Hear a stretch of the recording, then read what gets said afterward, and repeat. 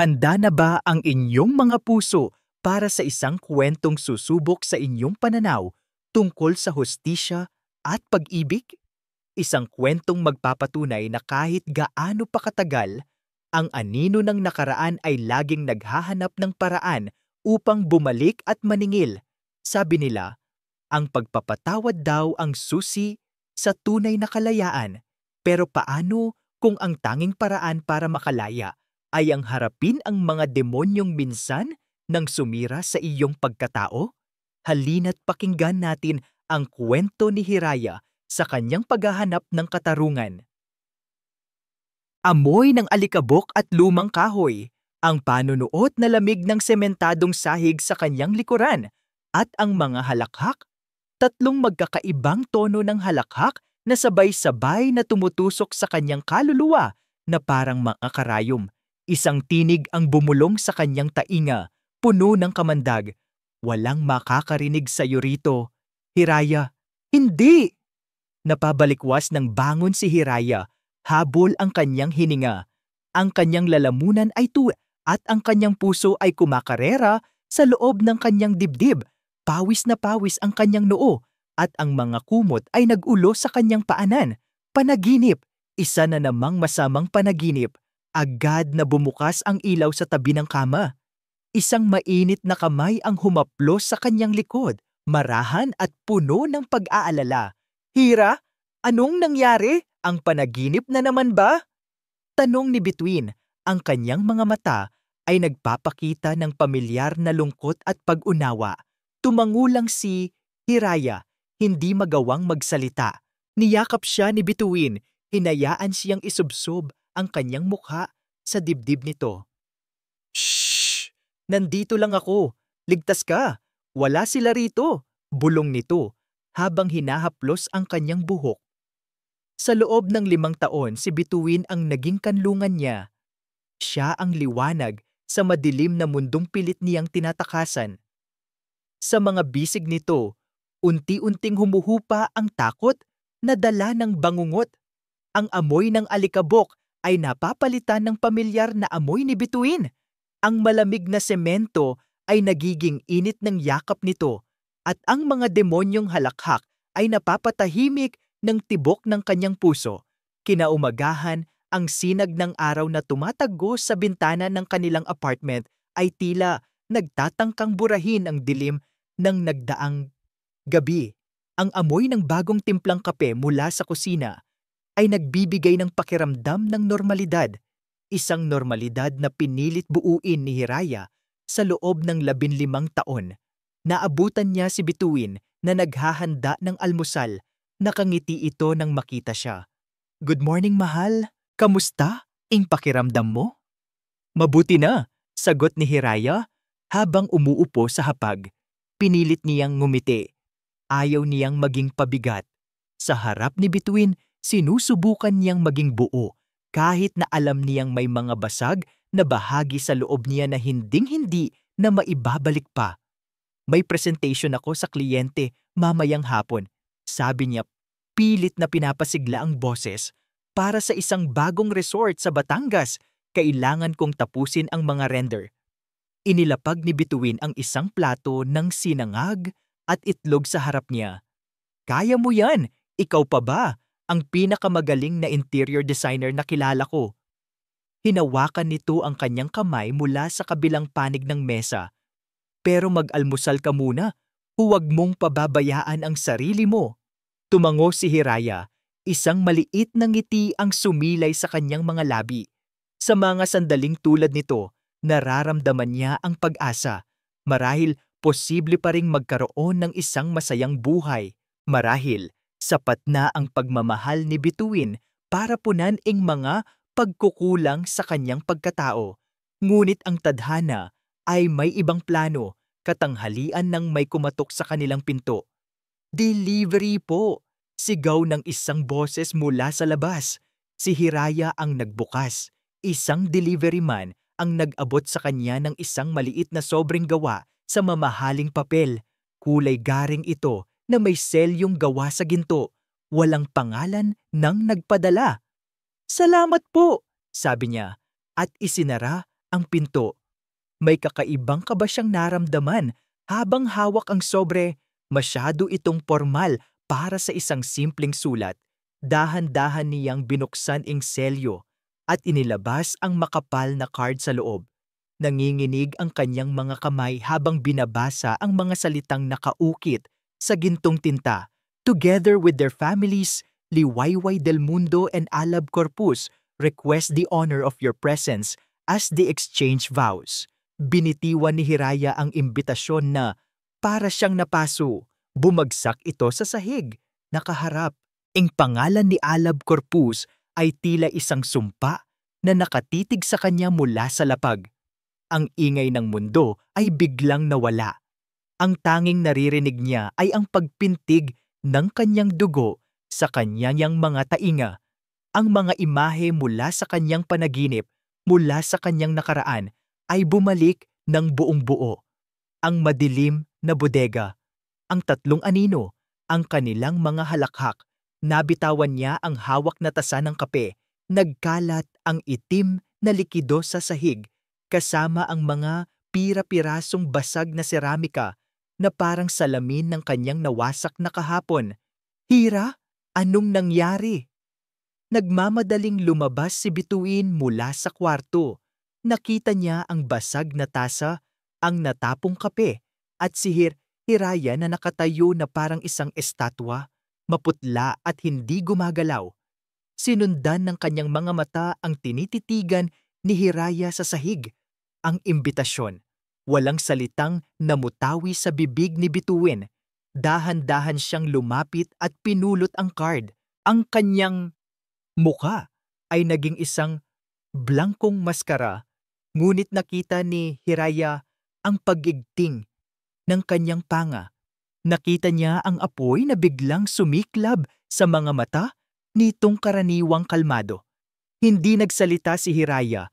Tinalikuran niya si Bituin at naglakad, hindi pa balik sa sala o sa kanilang silid-tulugan, kundi patungo sa maliit na silid sa dulo ng pasilyo, ang kanyang home office. Sumunod si Bituin sa kanya, hawak pa rin ang imbitasyon. Pagbukas ni Hiraya ng pinto, isang mundo ng organisadong paghihiganti ang nabunyag. Ang isang pader ng silid ay hindi napipintahan. Sa halip, ito ay natatakpan ng isang malaking corkboard at sa board na iyon ay ang mapa ng isang digmaang matagal ng plinano. Mga litrato ni Alab Corpus, ngiting-ngiti sa mga social events. Mga litrato ni Dahon Santiago na ngayon ay isang arkitekto at mga litrato ni Lamat de Leon na nagmamay-ari ng isang security agency.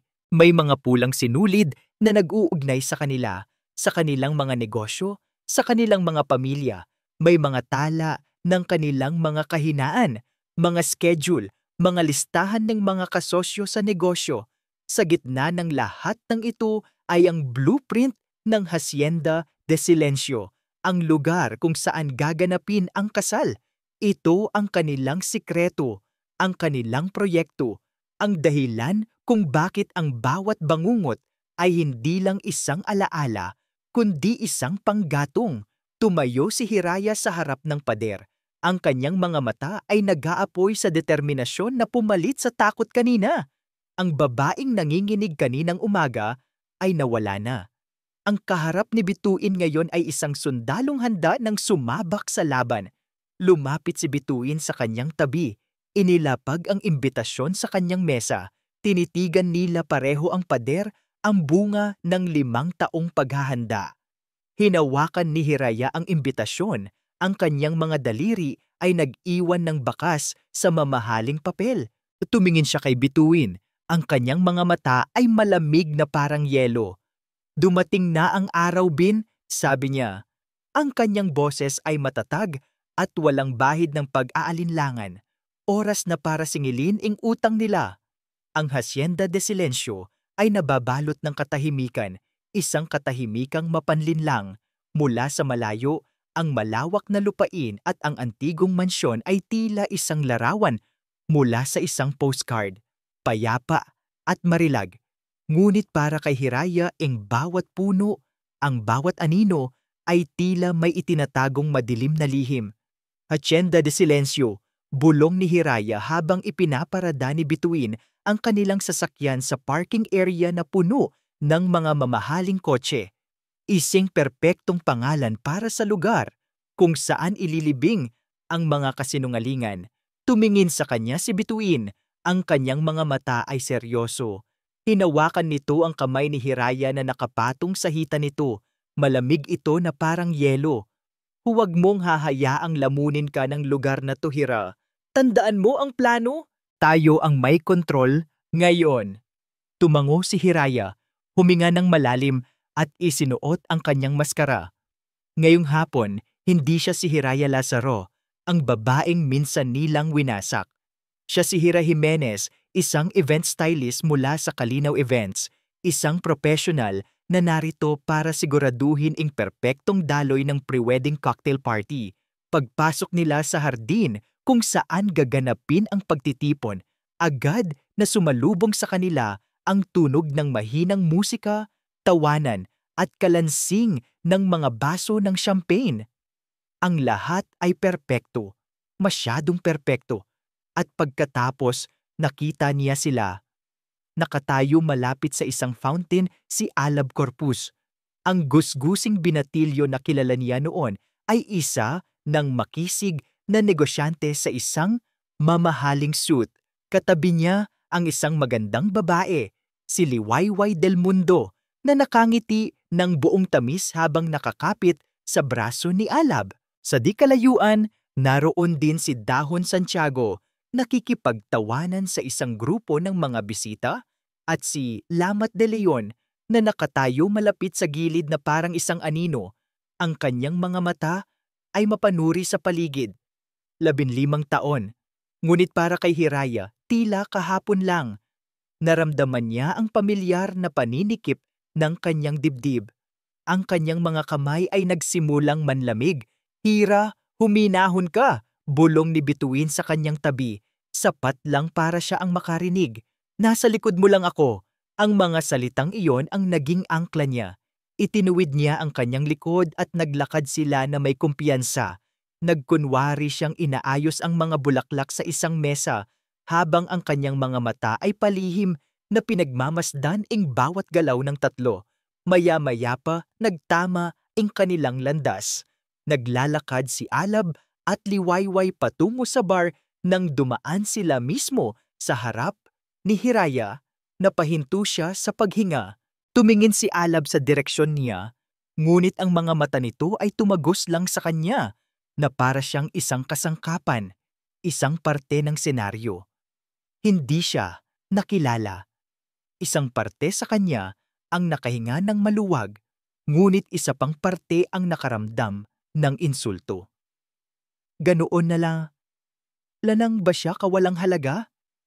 Nang makalampas ang dalawa, nagsimula na ang plano. Sumenyas si Bituin kay Hiraya. Oras na. Nilapitan ni Hiraya si Alab na nag-iisa na ngayon sa isang sulok. Mr. Corpus, magandang hapon po. Ako po si Hira Jimenez mula sa Kalinaw Events. Gusto ko lang po sanang i-confirm ang ilang detalye para sa floral arrangements sa kasal ninyo. Tumingin si Alab sa kanya, may bahid ng pagkainip sa mukha nito. Hindi ba't tapos na nating pag-usapan yan sa wedding planner ko? Opo, sir! Magalang na sagot ni Hiraya, pinapanatili ang ngiti sa kanyang labi. Ngunit may ilang bulaklak po na hindi available sa season na ito. May mga suggestions po ako para sa kapalit na babagay pa rin sa inyong rustic elegance theme. Kung may ilang minuto lang po kayo para tingnan ang mga ito sa aking tablet. Habang kausap niya si Alab, alam niyang si Bituin ay kumikilos na. Nagkunwari itong may tinatawagan sa telepono at naglakad palayo, papunta sa direksyon ng mansyon. Ang target, ang pribadong pag-aari ni Alab kung saan, ayon sa kanilang pananaliksik, ginagawa nito ang lahat ng kanyang mga pribadong tawag at transaksyon. 5 minuto, 10 minuto. Kinailangan ni Hiraya na gamitin ang lahat ng kanyang kaalaman sa disenyo para lamang mapanatili ang atensyon ni Alab. Pakiramdam niya ay 1 oras na ang lumipas. Excuse me. Isang malambing na boses ang pumutol sa kanilang pag-uusap. Si Liwayway. Ngumiti ito kay Hiraya. Pasensya na. Hira, tama ba? Hiramin ko lang muna itong groom-to-be ko. May mga bisita kaming kailangan batiin. Walang problema, Maam Liwayway. Sagot ni Hiraya. Napakaganda ng taste mo. By the way, dagdag ni Liwayway, ang kanyang mga mata ay tapat. Nakita ko ang mood board na ginawa mo. Alam kong magiging perpekto ang kasal namin dahil sa'yo. Isang kurot ng konsensya ang naramdaman ni Hiraya. Ang babaeng ito ay mabait. Ang babaeng ito ay inosente at malapit na niyang wasakin ang mundo nito. Pinilit niyang ngumiti pabalik. Salamat po, gagawin ko po ang lahat. Nang makaalis na ang dalawa, bumalik na si Bituin sa kanyang tabi. Natural na natural ang kilos. Isang bahagyang tango mula rito ang nagsabing, "Mission accomplished." Gumaan ang pakiramdam ni Hiraya, ngunit ang gabi ay hindi pa tapos. Habang naglalakad-lakad sila para magmasid pa, napadpad sila sa likurang bahagi ng hardin, malapit sa isang lumang istruktura na hiwalay sa mansyon. Isang bodega. Ang pinto nito ay gawa sa kinakalawang na bakal. Ang mga bintana ay nabasag na. Ang amoy ng mamasa-masang lupa at nabubulok na kahoy ay biglang sumampal sa kanya. Bigla, hindi na siya nasa Hacienda de Silencio. Bumalik siya sa bodega ng kanilang high school, ang parehong amoy, ang parehong kadiliman. Walang makakarinig sa iyo rito, Hiraya. Nagsimulang umikot ang kanyang paningin. Ang mga tunog ng party ay humina at napalitan ng mga halakhak mula sa nakaraan. Nanginig ang kanyang mga tuhod. Hira! Agad siyang inalalayan ni Bituin. Hira! Tumingin ka sa akin. Nandito ako. Wala tayo roon. Ngunit hindi siya makahinga. Ang hangin ay tila ninakaw mula sa kanyang mga baga. Nakita ni Bituin ang panik sa kanyang mga mata. Mabilis siyang inakay nito palayo sa lugar na iyon, palayo sa mga anino, at balik sa liwanag ng mga ilaw sa hardin. Nang makasakay na sila sa kotse para umuwi, katahimikan ang namayani sa pagitan nila. Hindi na nila kailangan pang magsalita. Pagdating sa kanilang apartment, agad na kinuha ni Bituin ang kanyang laptop at ang maliit na recording device. Isinaksak niya ito at pinindot ang play. Sa una puro ingay lang ng pagdiriwang ang kanilang narinig. Ngunit pagkatapos ay naging malinaw ang mga boses. Boses ni Alab at isa pang boses, si Lamat. Sigurado ka bang malinis ang lahat? Tanong ni Alab. Ako ang bahala, boss. Walang problema. Sagot ni Lamat. Mabuti, ayokong magkaroon ng anumang gulo, lalo na't malapit na ang eleksyon. Siguraduhin mong walang anumang bakas ng nakaraan ang lalabas. Lalo na yung kaso ni Marco. Napatigil si Hiraya. Ang pangalang iyon ay bago sa kanya. Hindi ito kasama sa kanilang masusing pananaliksik. Tumingin siya kay Bituin. Ang kanyang noo ay nakakunot sa pagkalito. Sino si Marco? Tanong niya. Sino si Marco? Ang tanong ni Hiraya ay nanatiling nakabitin sa hangin sa pagitan nila ni Bituin, mas mabigat kaysa sa katahimikang bumabalot sa kanilang apartment. Ang pangalan ay bago, isang hindi inaasahang piyesa sa komplikadong larong kanilang binuo. Tumingin si Bituin sa screen ng laptop kung saan nakapos ang audio recording. Ang kanyang mukha ay seryoso, ngunit may kung anong emosyon sa kanyang mga mata na hindi mabasa ni Hiraya. Tila isang mabilis na anino na dumaan. Hindi ko alam, sagot ni Bituin, ngunit ang kanyang boses ay tila masyadong kontrolado. Maaaring isang dati nilang kasosyo o baka isang biktima rin, kailangan nating alamin. May kung anong hindi tama. Naramdaman iyon ni Hiraya sa kaibuturan ng kanyang puso. Kilala niya si Bituin. Kilala niya ang bawat pagbabago sa tono nito, ang bawat pag-igting ng kanyang mga kalamnan. At sa sandaling iyon, alam niyang may itinatago ito. Ngunit isinantabi niya muna ang pakiramdam. Ang mahalaga ngayon ay gamitin ang bagong impormasyon na ito. Kung sino man si Marco, sabi ni Hiraya, ang kanyang boses ay malamig at puno ng kalkulasyon. Kinatatakutan siya ni Alab at gagamitin natin yan. Kinabukasan, sa ilalim ng artipisyal na liwanag ng kanyang desk lamp, isinagawa ni Hiraya ang unang atake. Gumawa siya ng isang bagong email address, isang pangalang hindi matutunton, isang account na buburahin din niya matapos ang ilang minuto. Ang target? Si Dahon Santiago. Sa kanilang tatlo, si Dahon ang pinakamahina, ang pinakamaduwag. Ang kanyang social media ay puno ng mga larawan ng kanyang perpektong pamilya, isang desperadong pagpapakita ng normalidad na alam ni Hiraya ang isang malaking kasinungalingan. Hindi siya nagsulat ng mahabang mensahe, hindi siya nanakot. Nagpadala siya ng isang email na may iisang salita lamang sa subject line at wala ng iba. Subject, Marco, pinindot niya ang send. Sa isang iglap, ang isang maliit na digital na bala ay tumama na sa target nito. Ngayon kailangan na lang niyang maghintay. Hindi nagtagal ang paghihintay. Makalipas ang isang oras, habang palihim niyang minamanmanan ang social media, isang posting lumitaw sa feed ni Dahon, isang itim na larawan. Walang caption. Pagkalipas ng 2 minuto, binura rin niya ito. Ngunit sapat na iyon. Nakita na ito ni Hiraya. Ang unang bitak ay lumitaw na. "Tingnan mo to!" Tawag ni Hiraya kay Bituin. Pinakita niya ang screenshot ng post. Si Bituin ay tumango. Isang maliit at kontentong ngiti ang gumuhit sa kanyang labi. Gaya ng inaasahan, isang asong natatakot. At ang isang takot na aso ay laging tumatakbo sa kanyang amo. Tama nga si Bituin. Gamit ang access na nakuha ni Bituin sa ilang CCTV camera, malapit sa opisina ni Alab, isang resulta ng kanyang galing sa teknolohiya, nasaksihan nila ang sumunod na kaganapan. Isang silent movie ng pagkataranta at pagtataksil. Dumating si Dahon sa opisina ni Alab. Ang kanyang mga kilos ay balisa.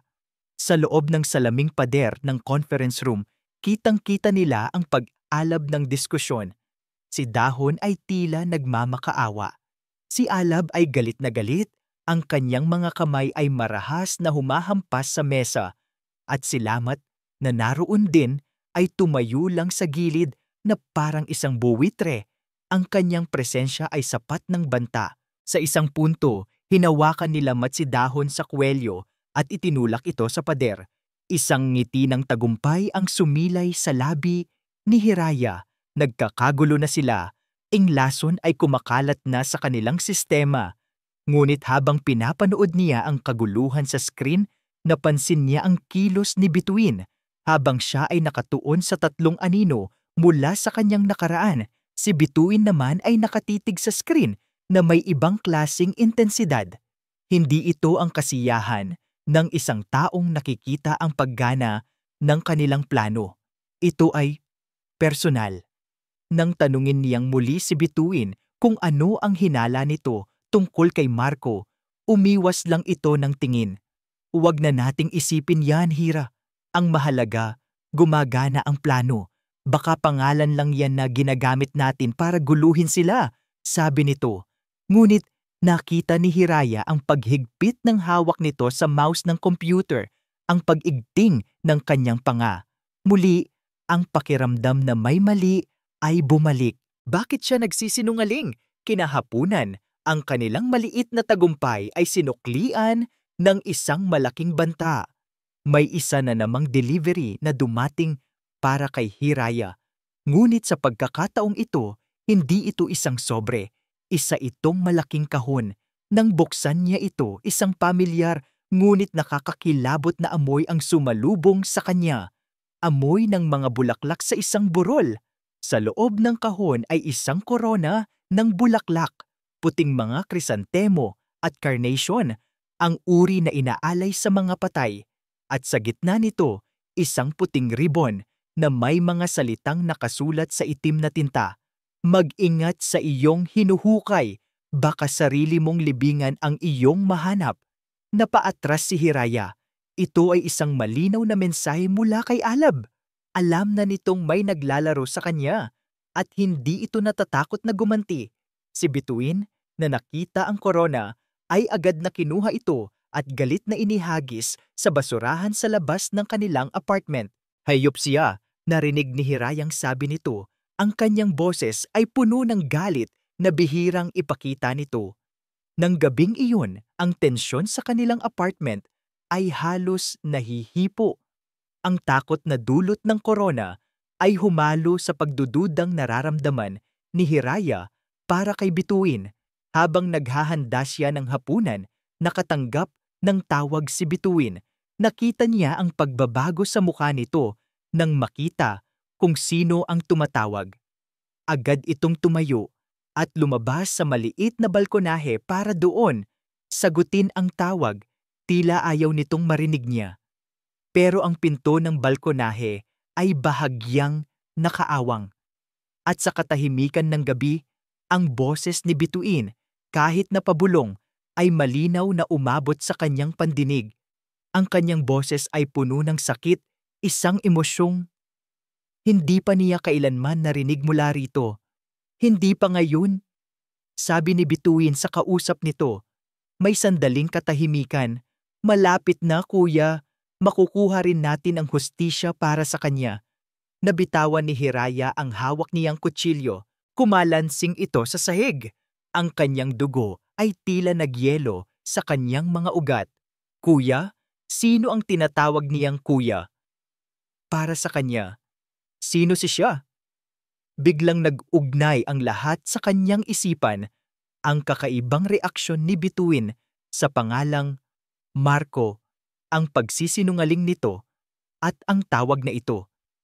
Isang malamig na katotohanan ang unti-unting nabubuo sa kanyang isipan, isang katotohanang mas nakakatakot pa kaysa sa koronang natanggap niya kanina. Ang mga salitang narinig ni Hiraya mula sa balkonahe ay tila lason na dahan-dahang gumapang sa kanyang sistema, pinparalisado ang bawat hibla ng kanyang pagkatao. Kuya, hustisya para sa kanya.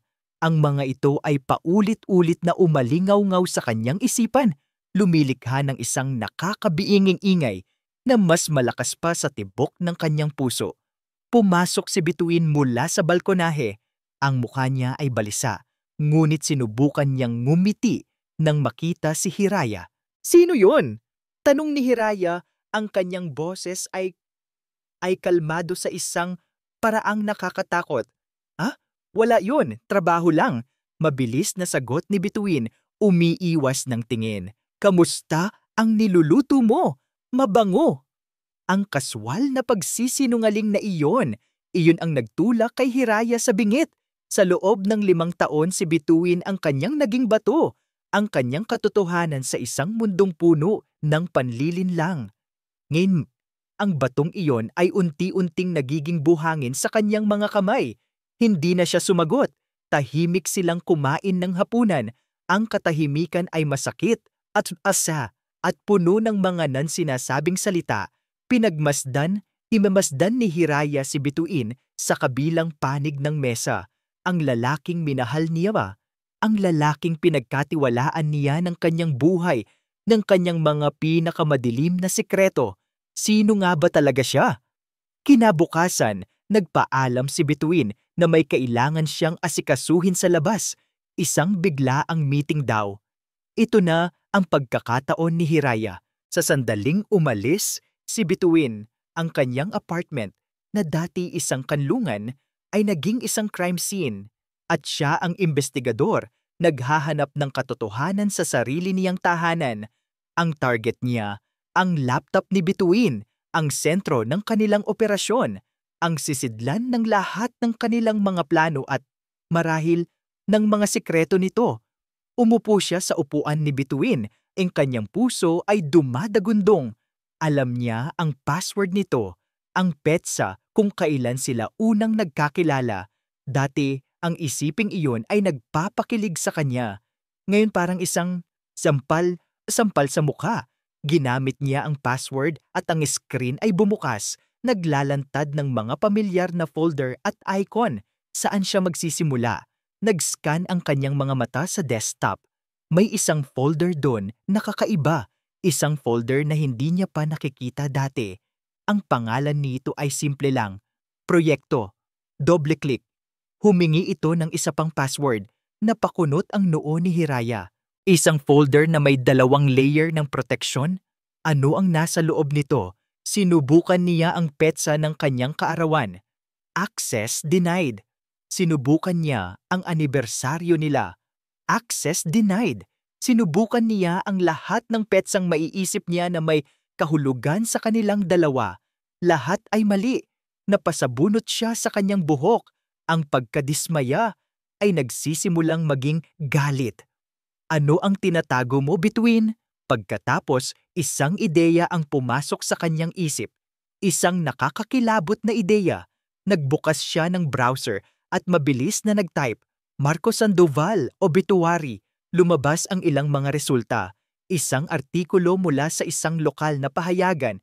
15 taon na ang nakalipas. Estudyante, natagpo ang patay sa pagpapakamatay.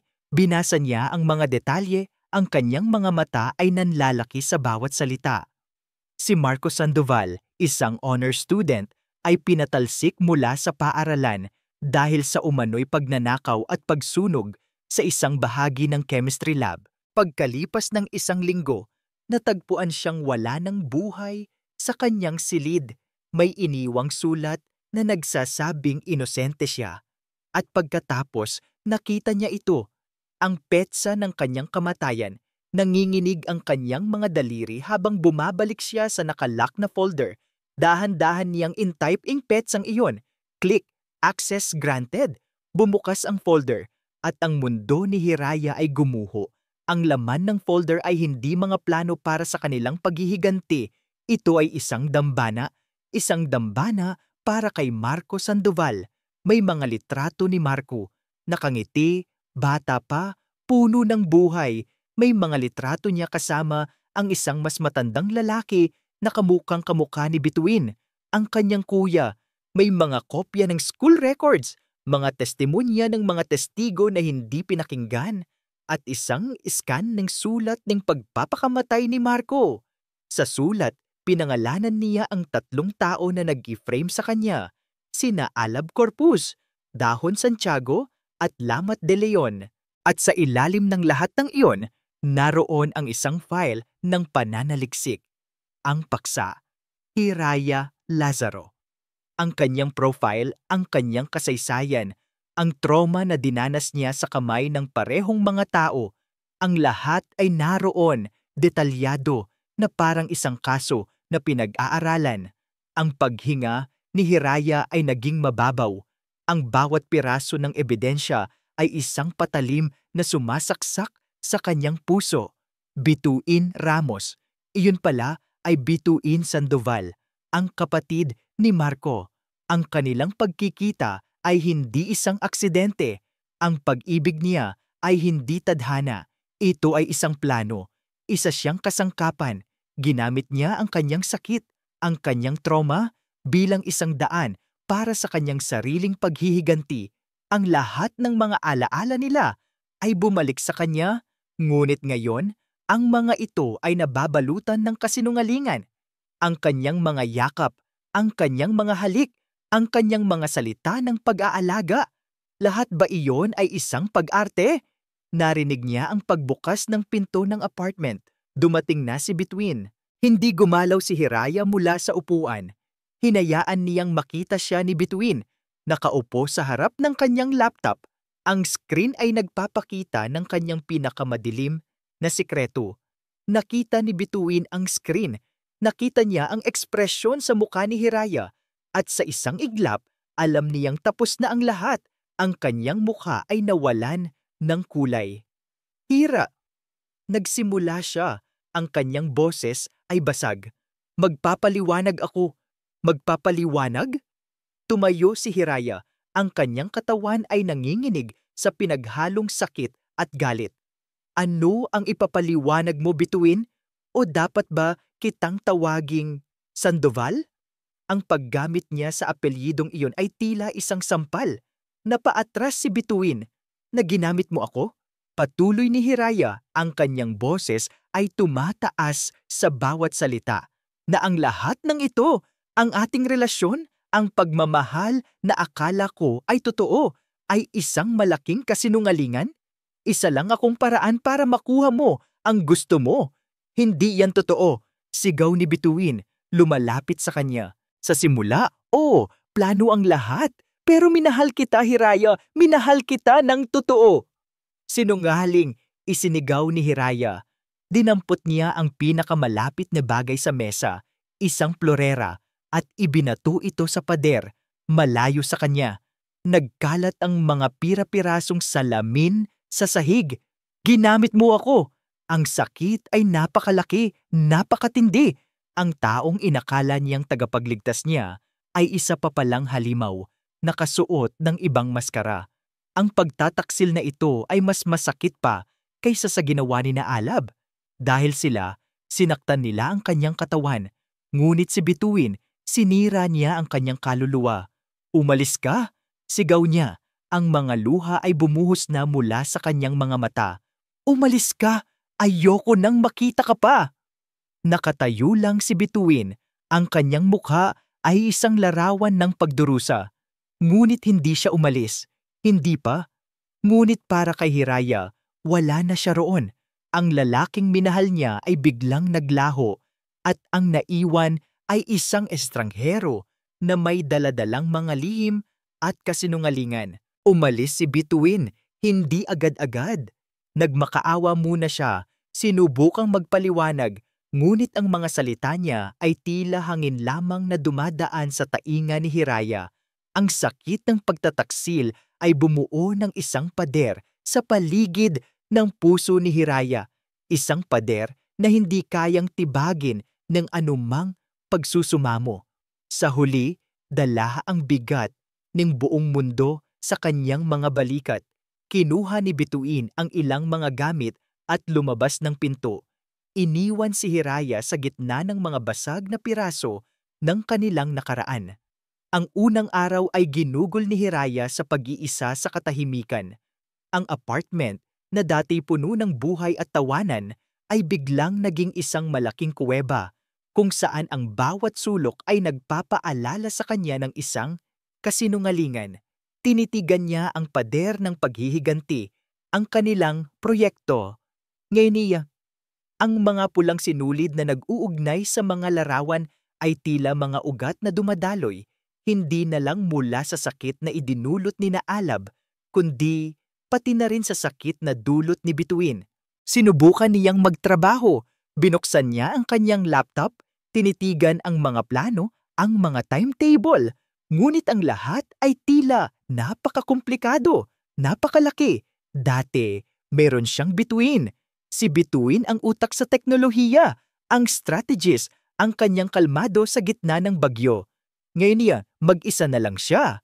Ang plano na dati isang sandata ay tila isa na ngayong napakabigat na krus na kailangan niyang pasanin mag-isa. Ang kanyang telepono ay walang tigil sa pag-vibrate. Mga tawag mula kay Bituin, mga text message. Hira, mag-usap tayo. Parang awa mo na. Nasa panganib ka kung mag-isa ka. Huwag mong gawin to. Mahal kita. Maniwala ka sana. Hindi niya sinagot ang kahit isa. Sa halip, binlock niya ang numero nito. Isang pag-click at ang koneksyon nila sa isa't isa ay naputol na. Ito ang kailangan niyang gawin, sabi niya sa sarili. Kailangan niyang patunayan na kaya niyang tapusin ang sinimulan niya ng walang tulong ni numan, lalo na ng isang taong nanloko sa kanya. Ngunit ang katapangan sa umaga ay nagiging takot sa gabi. Ang bawat kaluskos sa labas ng kanyang pinto ay nagpapatindig ng kanyang mga balahibo. Ang bawat anino ay tila nagiging isang banta. Napagtanto niya kung gaano siya naging kampante sa proteksyon ni Bituin. Ngayon natsuway, ang bawat sandali ay isang pakikipaglaban sa paranoia. Sa ikatlong araw ng kanyang pag-iisa, lumabas siya para bumili ng makakain.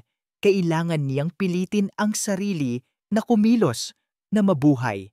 Ang paglalakad sa pamilyar na kalye ay tila iba. Pakiramdam niya ay may mga matang nakamasid sa kanya.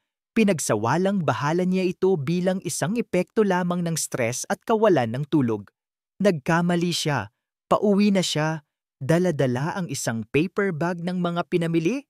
Nang piliin niyang dumaan sa isang mas maikling daan, isang eskinita na palagi nilang iniiwasan ni Bituin tuwing gabi. Masyadong madilim diyan, palaging sabi nito. Ngunit ngayon gusto niyang suwayin ang lahat ng paalala tungkol dito. Nasa kalagitnaan na siya ng eskinita nang isang anino ang humarang sa kanyang daraanan. Sa simula, akala niya ay isa lang itong lasing. Ngunit nang mag-angat ito ng ulo sa ilalim ng ilaw ng nag-iisang poste, tumigil ang pagtibok ng puso ni Hiraya. Salamat, De Leon. Ang ngiti sa labi nito ay ang parehong ngiti na nakita niya sa kanyang mga bangungot. Mabagal, mapanlait, at puno ng panganib. Nagkita rin tayo muli, Hiraya. Sabi nito, ang boses ay magaspang na parang liha. Ang tagal din, 15 taon. Napaatras si Hiraya. Ang kanyang likod ay tumama sa malamig at maruming pader. Ang paper bag ay nahulog mula sa kanyang mga kamay. Ang mga laman nito ay kumalat sa sahig. Anong kailangan mo? Nanginginig niyang tanong. Ako? Wala, sabi ni Lamat, dahan-dahang lumalapit. Ang bawat hakbang nito ay tila tumatagal ng isang siglo.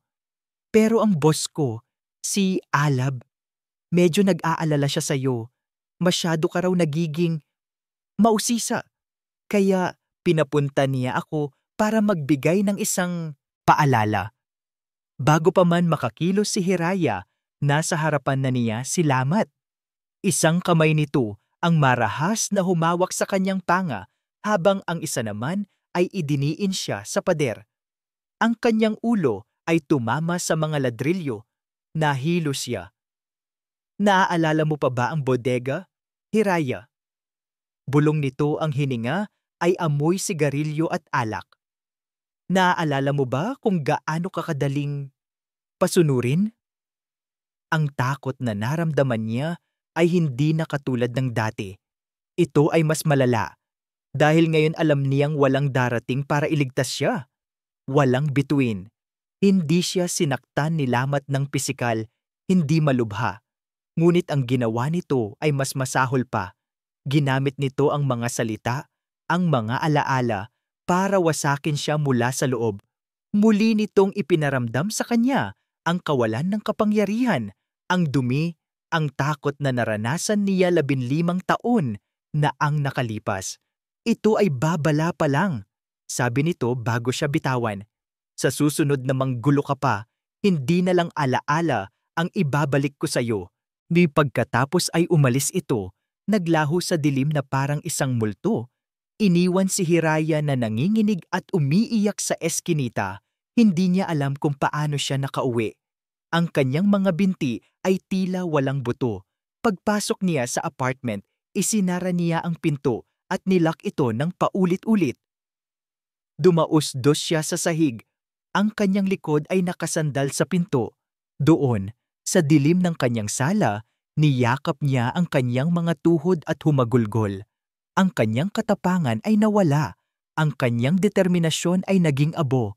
Ang kanyang plano sa paghihiganti ay tila isang kahibangan ng isang batang gustong lumaban sa mga higante. Mag-isa siya at natatakot siya na pagtanto niya ang katotohanan. Napilit niyang tinatakasan sa loob ng 3 araw. Kailangan niya si Bituin, ngunit huli na ang lahat. Itinaboy niya ito. Bigla, may malakas na katok sa pinto. Napapitlag si Hiraya. Ang kanyang puso ay halos lumabas sa kanyang dibdib. Salamat. Bumalik siya. Tinakpan niya ang kanyang bibig para pigilan ang kanyang paghikbi. Hindi siya gumalaw, umaasang aalis din ito. Ngunit ang pagkatok ay naging mas malakas, mas desperado. Hiraya, buksan mo to. Alam kong nasa loob ka. Ang boses na iyon Ang boses na pilit niyang kinalimutan, ang boses na parehong sanhi ng kanyang sakit at ang tanging lunas dito. Hiraya, buksan mo to. Alam kong nasa panganib ka. Parang awa mo na. Ang boses ni Bituin, basag at puno ng pag-aalala, ay tumagos sa kahoy ng pinto, tumagos sa pader na itinayo niya sa paligid ng kanyang puso. Sa pagitan ng isang tibok ng puso at sa susunod, nagpasya si Hiraya. Ang takot na dulot ni Lamat ay mas totoo, mas kasalukuyan kaysa sa sakit ng pagtataksil na dulot ni Bituin. Nanginginig ang kanyang kamay habang inaabot ang lock ng pinto. Dahan-dahan niyang ipinihit ito. Bumukas ang pinto. Nakatayo si Bituin sa labas. Ang kanyang muka ay puno ng pag-aalala. Ngunit, nang makita niya ang kalagayan ni Hiraya, ang gusot nitong damit, ang namumugto nitong mga mata, at higit sa lahat, ang maliit at nagsisimulang mangitim na galos sa kanyang pisngi, ang pag-aalala sa mukha ni Bituin ay napalitan ng purong sakit at pagsisisi. Walang salitang namutawi sa kanilang mga bibig. Pumasok si Bituin sa apartment at marahang isinara ang pinto sa likuran niya. Tila hindi niya alam kung ano ang gagawin. Ang babaeng nasa harap niya ngayon ay hindi ang galit na mandirigmang nagtaboy sa kanya. Ito ay ang Hiraya na sugatan. Ang Hiraya na kailangan niya sanang protektahan. Dahan-dahan siyang lumapit na parang lumalapit sa isang sugatang hayop. Itinaas niya ang kanyang kamay at marahang hinaplos ang pisngi ni Hiraya malapit sa galos. Anong nangyari? Tanong niya. Ang boses ay basag. Sino ang gumawa nito sa'yo? Sa haplos na iyon, ang lahat ng lakas na pinilit tipunin ni Hiraya sa loob ng ilang araw ay gumuho. Ang mga luha na pinigilan niya ay muling bumuhos. Napahagulgol siya, hindi dahil sa galit, kundi dahil sa pagod, sa takot, at sa isang maliit na bahagi ng kaluwagan na hindi niya gustong aminin. Niyakap siya ni Bituin at sa pagkakataong ito, hindi na siya pumalag. Ibinuhos niya ang lahat sa yakap na iyon. Hinayaan ang sarili na maging mahina kahit sa ilang sandali lang. Dinala siya ni Bituin sa sofa at pinaupo. Kumuha ito ng first aid kit at ginamot ang kanyang galos ng walang imik. Ang bawat kilos nito ay puno ng pag-iingat, ng pagsisisi. Matapos ang ilang minuto ng katahimikan, umupo ito sa sahig sa harap niya, hindi sa tabi niya, na tila sinasabing hindi siya karapat-dapat.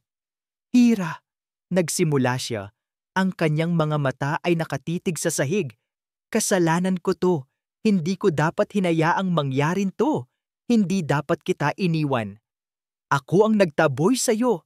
Mahinang sagot ni Hiraya. Dahil nagsinungaling ako, sabi ni Bituin. Sa wakas ay tumingin na sa kanyang mga mata at nakita ni Hiraya ang lahat doon.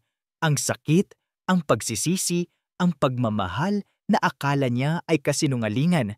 Hayaan mo akong magpaliwanag, pakiusap nito. Hindi para sa akin, kundi para sa iyo. Kailangan mong malaman ang lahat. Tumango si Hiraya. Isang maliit, halos hindi kapansin-pansin na tango. Pero sapat na iyon. Huminga ng malalim si Bituin at nagsimulang magkwento.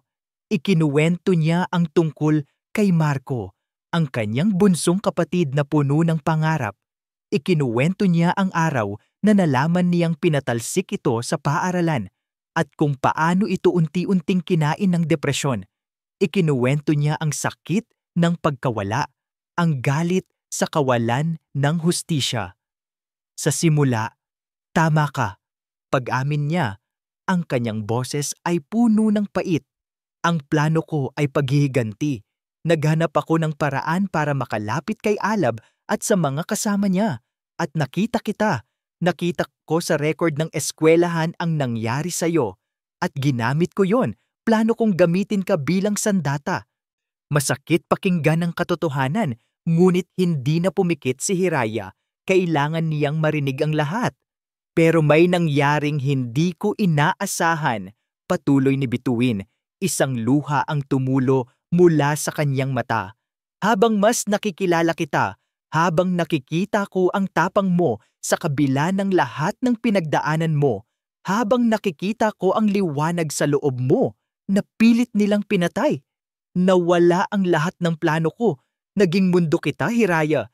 Ikaw ang naging dahilan kung bakit ang paghihiganti ay naging paghahanap ng tunay na hustisya. Bakit hindi mo sinabi? Tanong ni Hiraya. Ang kanyang boses ay isang bulong na lang. Dahil natakot ako, sagot ni Bituin. Natakot ako na kapag nalaman mo ang totoo, ito mismo ang mangyayari. Titingnan mo ako hindi bilang ang taong nagmamahal sa iyo, kundi bilang isa pa sa mga taong gumamit sa iyo. At ang isiping iyon, mas masakit pa kaysa sa hindi makuha ang hustisya para sa kapatid ko. Katahimikan, mahabang katahimikan. Pinoproseso ni Hiraya ang lahat. Ang kasinungalingan ay nandoon pa rin, ngunit ngayon naiintindihan na niya ang pinanggalingan nito. Isang pusong sugatan na natakot masugatan muli. Katulad niya, inabot ni Bituin ang kanyang bag at may kinuha mula roon. Isang maliit na itim na USB. Inilapag niya ito sa lamesa sa pagitan nila.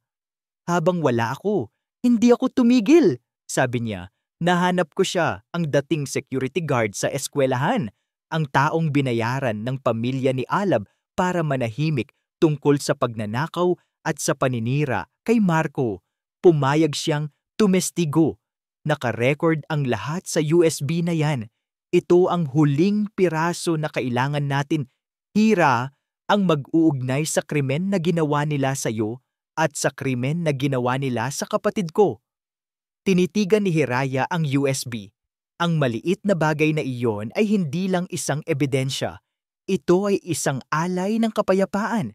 Isang patunay na kahit na magkahiwalay sila, iisa pa rin ang kanilang layunin. Ang pagtitiwala ay hindi pa buo. Ang sugat ay malalim pa. Ngunit sa sandaling iyon, sa gitna ng kanyang takot at pag-iisa, alam ni Hiraya ang kailangan niyang gawin. Hindi na ito tungkol sa pag-ibig o sa pagtataksil. Ito ay tungkol sa pagtatapos ng laban. Dinampot niya ang USB, tumingin siya ng diretso kay Bituin, ang kanyang mga mata ay wala ng luha, kundi puno na muli ng apoy. Para kay Marco, sabi niya, ang kanyang boses ay matatag. Huminto siya sandali at pagkatapos ay idinugtong, at para sa akin. Isang maliit na ngiti ng pag-asa ang sumilay sa mga labi ni Bituin. Alam niyang hindi pa sila ayos, ngunit alam niyang magkasama na ulit sila sa laban. Ang araw ng kasal ay dumating.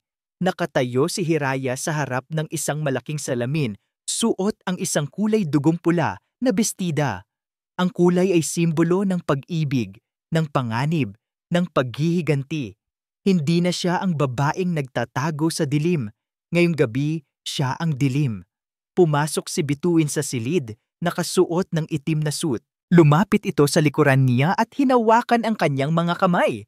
Nagtama ang kanilang mga mata sa refleksyon sa salamin, isang alyansang muling nabuo sa apoy. Handa ka na ba? Tanong ni Bituin. Ang kanyang boses ay mahinahon ngunit puno ng determinasyon. Tumango si Hiraya, isang matalim na ngiti ang gumuhit sa kanyang pulang labi. Ito na ang katapusan nila. Ang hangin sa loob ng Grand Ballroom ng Hacienda de Silencio ay mabigat sa amoy ng mga puting rosas at mamahaling pabango. Ang mahinang tunog ng isang string quartet ay nagsisilbing saliw sa tawanan at kwentuhan ng mga pinakamayaman at pinakamakapangyarihang tao sa bansa. Para sa kanila, ito ay isang gabi ng pagdiriwang, ang pagsasama ng dalawang makapangyarihang pamilya. Para kay Hiraya, ito ang entablado ng paghuhukom. Nakatayo siya sa isang sulok, hawak ang isang baso ng champagne na hindi niya iniinom. Ang lamig ng baso ay ang tanging paalala na totoo ang lahat ng nangyayari. Sa kanyang tabi, si Bituin ay kalmado. Ang kanyang presensya ay isang matatag na pader na mapagsasandalan ni Hiraya. Hinawakan nito ang kanyang kamay Ang init mula sa palad nito ay gumapang sa kanyang nanginginig na mga daliri.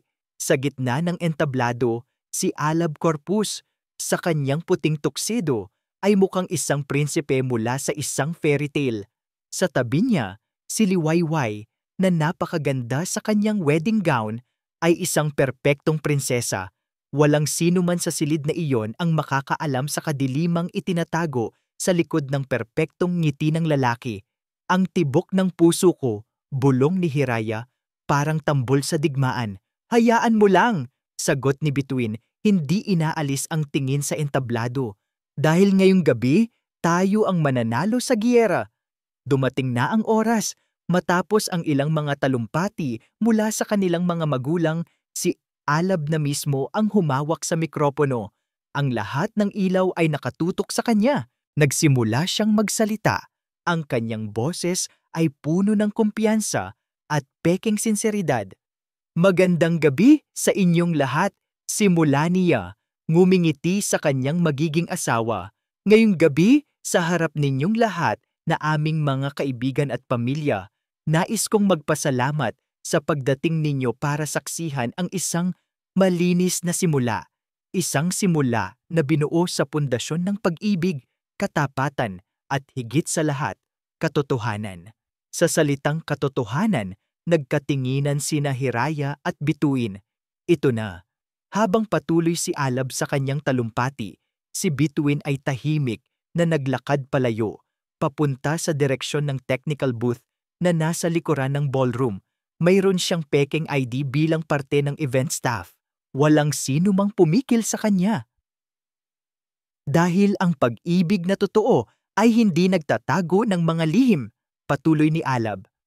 At sa sandaling iyon, ang malaking LED screen sa likuran ni Alab na nagpapakita ng kanilang mga larawan ni Liwayway ay biglang kumislap. Pagkatapos ay naging itim ito, isang kolektibong pagtataka ang maririnig mula sa mga bisita. Tumingin si Alab sa likuran niya, naguguluhan. Pagkatapos, isang muka ang lumitaw sa screen. Isang muka na walang kolorete. Ang mga mata ay puno ng sakit, ngunit may determinasyon. Ang muka ni Hiraya, na tahimik ang buong ballroom. Ang lahat ng mga mata ay napako sa screen at pagkatapos ay napunta kay Hiraya na ngayon ay naglalakad na papunta sa gitna ng silid. Pasensya na sa abala, sabi ni Hiraya. Ang kanyang boses ay nanginginig sa simula ngunit unti-unting naging matatag. Kinuha niya ang isang mikropono mula sa isang stand. Mayroon lang po akong isang kwentong gustong ibahagi. Nakita ni Alab si Hiraya. Sa unang pagkakataon, ang pagkalito sa kanyang mukha ay napalitan ng pagkilala at pagkatapos ay ng purong takot. Sino ka? Security! Alisin niyo ang babaeng yan dito! Sigaw niya. Ngunit huli na ang lahat. Nagsimula nang magsalita si Hiraya. Ang pangalan ko po ay Hiraya Lazaro. 15 taon na ang nakalipas sa parehong bayan kung saan lumaki ang lalaking ikakasal ngayong gabi. Ako po ay isa lamang simpleng estudyante na may mga pangarap. Ang bawat salita niya ay tumatagos sa katahimikan ng silid. Ikinuwento niya ang lahat, ang pambubuli, ang paghihiwalay sa kanya mula sa kanyang mga kaibigan at ang gabing iyon sa bodega. Hindi niya binanggit ang mga detalye ng pang-aabuso. Sa halip, ipinaramdam niya sa kanila ang kanyang takot, ang kanyang kahihiyan, ang kanyang pagkasira. 3 lalaki ang kumuha sa akin ng lahat. Sabi niya, ang kanyang mga mata ay diretsyong nakatitig kay Alab. Si Dahon Santiago, tumingin siya kay Dahon, na ngayon ay maputlang-maputla na parang papel. Si Lamat de Leon, tumingin siya kay Lamat, na dahan-dahang umaatras patungo sa dilim. At ang kanilang leader, si Alab Corpus. Isang malakas na bulungan ang pumuno sa silid. Tumingin si Liwayway kay Alab. Ang kanyang muka ay puno ng pagkalito at nagsisimulang takot. Alab, anong sinasabi niya? Huwag kang maniwala sa kanya. Mahal, baliw yan! Desperadong sabi ni Alab. Ngunit hindi pa tapos si Hiraya. Maaring sabihin niyang nagsisinungaling ako. Ngunit paano kung ang kasalanan nila ay hindi lang sa akin? Sa hudyat na iyon, isang video ang nagsimulang umere sa screen. Isang matandang lalaki, ang dating security guard. Sa video, nanginginig ang kanyang boses habang isinasalaysay niya kung paano siya binayaran ng pamilya Corpus para ituro ang isang inosenteng bata, si Marcos Sandoval, sa isang krimen na hindi nito ginawa. Isang krimen na gawa-gaw ni Alab at ng kanyang mga kaibigan para pagtakpan ang kanilang sariling kasalanan. Si Marco, mabait na bata yun, sabi ng guard sa video, umiiyak. Sinira nila ang buhay niya. Pagkatapos ng video, isang audio recording naman ang pinatugtog. Isang pag-uusap na na-record ni Bituin sa Hacienda de Silencio. Ang malinaw na boses ni Alab, ni Dahon at ni Lamat nagtatawanan habang inaalala ang ginawa nila sa kawawang babae sa bodega. Iyon na ang huling patak. Ang bulungan sa ballroom ay naging isang malakas na ingay ng pagkagulat at galit. Para itong isang pugon na sumabog. Si Liwayway ay napaatras mula kay Alab na para bang ito ay isang nakakahawang sakit.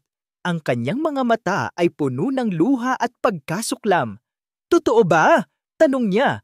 Ang kanyang boses ay basag. Sabihin mo sa aking hindi totoo ang lahat ng ito. Ngunit ang katahimikan ni Alab ang naging sagot.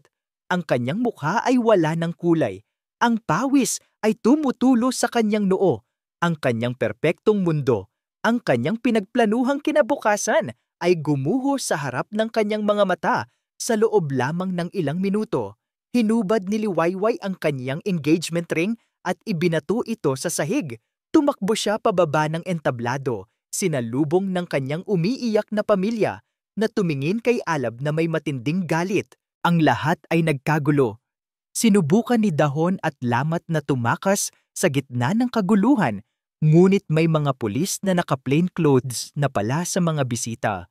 Isang contingency plan ni Bituin, at agad silang hinarang at pinosasan. Naiwan si Alab sa entablado, mag-isa. Ang lahat ng mga kamera ng media na naroon para i-cover ang kasal ng taon ay nakatutok na ngayon sa kanya. Ang flash ng mga kamera ay tila mga kidlat na tumatama sa kanya. Tiningnan niya ang mga galit na mukha sa paligid. Tiningnan niya si Hiraya na ngayon ay nakatayo ng buong tapang, hindi na biktima kundi isang tagapaghatid ng hustisya. Ang lahat ng hangin ay tila nawala sa kanyang mga baga. Hinawakan niya ang kanyang dibdib. Ang kanyang mga mata ay nanlalaki sa sakit at hindi makapaniwala. Humihingal siya. Sinusubukang huminga, ngunit walang hangin na pumapasok at pagkatapos, sa harap ng daan-daang mga saksi, bumagsak siya.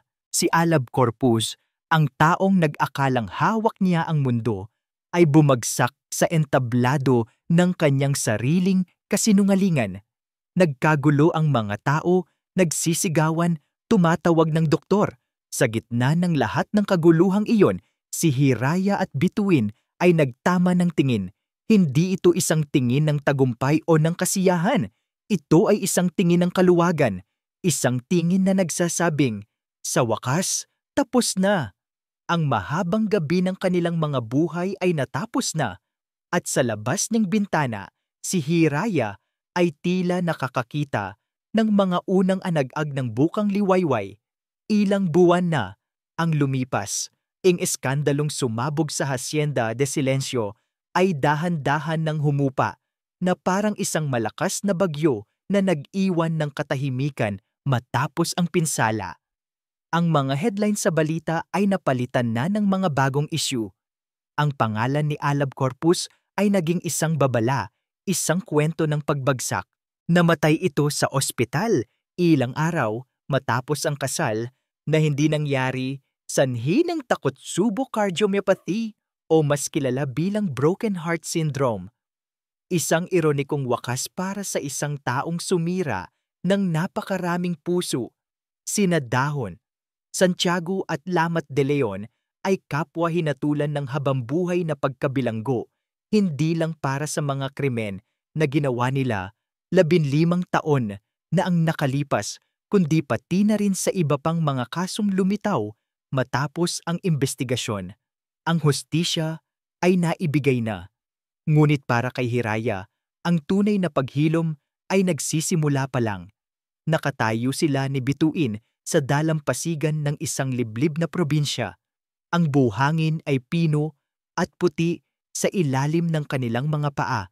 Ang tunog ng mga alon na humahampas sa pampang ay ang tanging musikang kanilang naririnig. Ang papalubog na araw ay nagpipinta sa kalangitan ng mga kulay kahel, rosas at lila. Sa loob ng maraming taon, iniwasan ni Hiraya ang dagat. Ayaw niya sa lawak nito, sa lalim na hindi niya maarok. Ito ay nagpapaalala sa kanya ng kawalan ng kontrol. Ngunit ngayon habang nakatayo siya roon, hawak ang kamay ni Bituin, kapayapaan ang kanyang naramdaman. Iniisip ko kung tama ba ang ginawa natin. Mahinang sabi ni Hiraya, hindi para kay Bituin, kundi para sa kanyang sarili. Ang paraan ng pagbagsak nila, minsan naiisip ko kung naging katulad din ba nila ako. Tumingin sa kanya si Bituin. Ang kanyang mga mata ay puno ng pag-unawa. Hindi hira, malaki ang pagkakaiba ng paghihiganti sa paghahanap ng hustisya. Ang paghihiganti ay para saktan sila. Ang hustisya ay para hindi na sila makapanakit pa ng iba. Pinili mo ang hustisya. Huminga ng malalim si Hiraya, dinadama ang alat ng hangin. Pero nasaktan ko pa rin ang isang inosenteng tao, si Liwayway. Tungkol diyan. Inabot ni Bituin ang kanyang wallet at may kinuha mula roon. Isang nakatuping sulat. Ipinadala niya ito sa opisina noong 1 linggo. Para sa'yo. Kinuha ni Hiraya ang sulat. Ang sulat kamay ay elegante at pamilyar. Binuksan niya ito. Hiraya, hindi ko alam kung paano sisimulan ito. Siguro sa salitang, salamat. Masakit. Oo. Sobrang sakit na malaman na ang buhay na pinapangarap ko ay isang kasinungalingan. Ngunit, mas masakit siguro kung nabuhay ako sa kasinungalingang iyon habang buhay. Pinalaya mo ako kahit sa paraang hindi ko inaasahan. Nagsisimula ako muli ngayon sa ibang bansa kung saan walang nakakakilala sa akin. Sana mahanap mo rin ang kapayapaan na hinahanap mo. Karapat-dapat ka roon. Nagpapasalamat. Liwayway. Isang luha ang pumatak sa papel. Ngunit hindi ito luha ng kalungkutan, kundi ng kaluwagan. Ipinikit ni Hiraya ang kanyang mga mata. Pinakawalan ang huling piraso ng bigat sa kanyang dibdib. Bumaling siya kay Bituin. Kailangan ko ring humingi ng tawad sa iyo. Napakunot ang noo ni Bituin. Para saan? Dahil itinaboy kita. Sabi ni Hiraya, ang kanyang boses ay puno ng sinseridad. Dahil sa sobrang sakit na naramdaman ko, hindi ko nakita na nasasaktan ka rin pala. Pareho lang tayong biktima ng parehong mga tao. Patawarin mo ako. Hinawakan ni Bituin ang kanyang magkabilang pisngi. Matagal na kitang pinatawad, Hira, at ako rin, humihingi ako ng tawad sa hindi ko pagsasabi ng totoo. Mula ngayon, wala nang mga lihim, tayo na lang. Tumango si Hiraya. Mula sa kanyang bulsa, kinuha niya ang isang bagay na matagal na niyang itinatago, isang luma at kupas na class picture. Sa isang sulok, naroon ang isang mas batang bersyon niya, nakangiti ng pilit. Sa kabilang dulo, naroon ang 3 anino na sumira sa ngiting iyon. Sa loob ng 15 taon, ang litratong iyon ang nagsilbing panggatong sa kanyang galit. Kumuha siya ng lighter mula sa bulsa ni Bituin. Walang salitang namutawi, inabot niya ito. Sinindihan niya ang isang sulok ng litrato. Pinanood nilang dalawa kung paano dahan-dahang kinain ng apoy ang papel, ang mga ngiti, ang mga alaala, ang sakit. Ang abo ay dahan-dahang tinangay ng hangin patungo sa dagat. Sa paglaho ng huling piraso ng abo, isang pakiramdam ng tunay na kalayaan ang bumalot kay Hiraya. Hindi lang kalayaan mula sa kanyang mga kaaway, kundi kalayaan mula sa nakaraan. Niyakap siya ni Bituin mula sa likuran habang pinapanood nila ang araw na tuluyang lumubog sa abot-tanaw. Isinandal ni Hiraya ang kanyang ulo sa dibdib nito. Dinadama ang bawat tibok ng puso nito. Isang tibok na nangangako ng katapatan at isang bagong simula. Tapos na, mahal ko, bulong ni Bituin sa kanyang tainga. Malaya ka na? Humarap si Hiraya sa kanya. Tinitigan niya ang mga mata ng lalaking minahal niya, ng lalaking nagligtas sa kanya at ng lalaking mamahalin niya habang buhay. Hindi dahil sa isang planong binuo ng sakit, kundi dahil sa isang pagpiling ginawa ng isang pusong buo na. At hinalikan niya ito. Isang halik na walang bahid ng paghihiganti, walang pait ng nakaraan. Isang halik na lasang alat ng dagat at tamis ng isang bagong pag-asa. Isang halik na nagsasabing handa na sila para sa kanilang sariling bukang liwayway. At dito po nagtatapos ang ating kwento. Maraming salamat sa inyong walang sawang pagsubaybay. Ang kwento nina, Hiraya at Bituin ay nagtuturo sa atin na ang tunay na katarungan ay hindi lamang matatagpuan sa pagpaparusa sa mga nagkasala, kundi sa pagpapalaya ng ating mga sarili mula sa tanikala ng nakaraan. Ipinapakita nito na ang mga sugat, gaano man kalalim, ay may kakayahang maghilom sa tulong ng tapat na pag-ibig, pagpapatawad at pagpili sa pag-asa sa kabila ng kadiliman. Muli, mula po sa aking puso, maraming salamat sa inyong oras at sa pagsama sa amin sa paglalakbay na ito.